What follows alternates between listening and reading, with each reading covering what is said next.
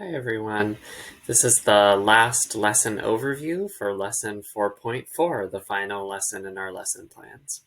The goal of this lesson is for students to really be summing up everything that they've learned and thinking about when they face difficult decisions in the future, when they want to do good work, as they think about carrying forward all of the ideas that we've covered throughout the lesson plans across the units. What do they really want to remember, and how can they translate those concepts into strategies for themselves? So it's really a future-oriented or looking forward lesson plan that's meant to wrap up everything that students have covered with you throughout the lessons. And I'll give you a sense of how this lesson is structured. So you want to open with some reflection about where we've been, what we've covered about good work, and trying to sum up everything that students have experienced. And we recommended in the lesson 10 minutes for this. It can be longer, it can be shorter. I would say take as much or as little time as you need to go over the previous lessons and try to really distill the insights that students have taken away, and think about what was memorable for them, what worked for them, or also what they might potentially have some recommendations or criticisms about. So you want to do this as a full class and just think about, what did we learn? What did we take away? What's going to stick with us? And it's meant to be, again, really summarizing everything that students might have taken away from this process and what you've done together. And then you want to do a group brainstorm together. So thinking about, what did we learn? What were the core concepts that were covered through these lesson plans? And what are we going to take forward in the future as we move ahead with doing good work? So, of course, you want to make sure that the 3 E's are present in this brainstorm. You want to look at some of the other core concepts like the 3 M's, model, mission, and mirror.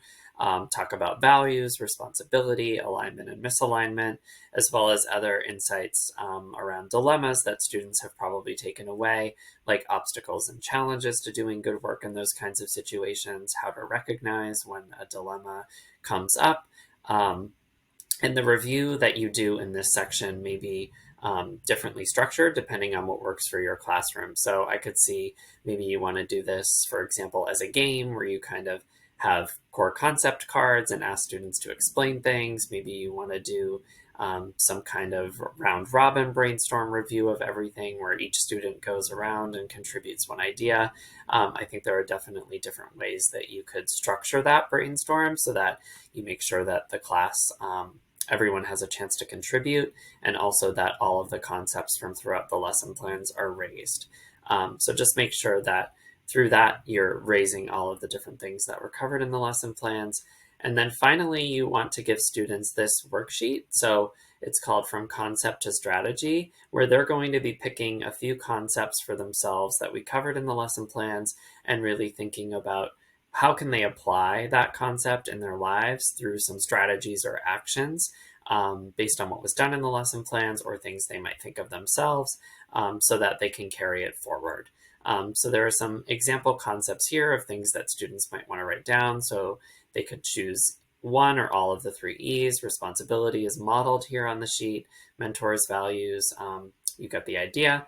And then we have an example here. So for responsibility as a strategy, based on that, we might think about delineating responsibilities, thinking about doing some kind of mapping of that in a difficult situation or in a dilemma, or in situations where you're trying to do good work, considering how those are in play in the situation and maybe how to balance those off of one another.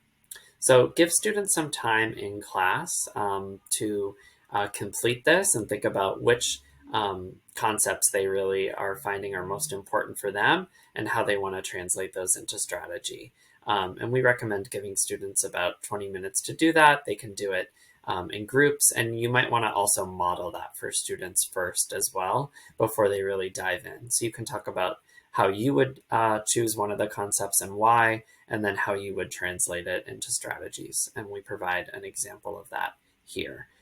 You can have students do this worksheet individually. We recommend that they do it in small groups. And then We also recommend that you share it out in full groups so that students have the chance to talk again at the end.